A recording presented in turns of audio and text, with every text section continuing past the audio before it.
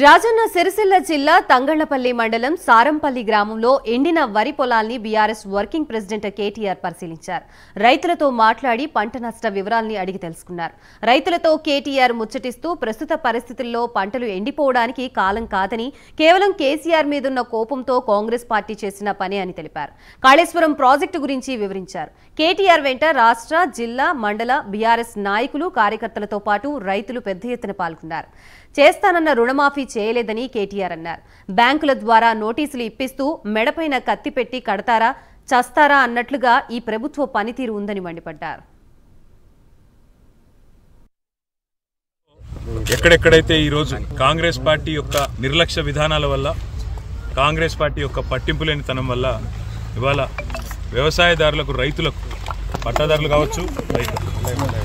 కావచ్చు లేదా కౌలు రైతులు కావచ్చు, వాళ్ళు పడుతున్న ఇబ్బందులు గమనించి ఇప్పటికే 15-20 లక్షల ఎకరాల్లో ఎక్కడెక్కడైతే పంటలు ఎండిపోయినాయో ఆ రైతుల్లో భరోసా నింపడానికి, ధైర్యాన్ని ఇవ్వడానికి, అదేవిధంగా వారికి మేమున్నామని చెప్పడానికే ఈరోజు క్షేత్రస్థాయిలో మా పార్టీ నాయకులు అన్ని నియోజకవర్గాల్లో కూడా రైతుల దగ్గర పోతూ ఉన్నారు, పర్యటనలు చేస్తూ ఉన్నారు. అందరినీ కూడా కలిసి వారిలో ఒక భరోసా నింపే ప్రయత్నం చేస్తున్నారు.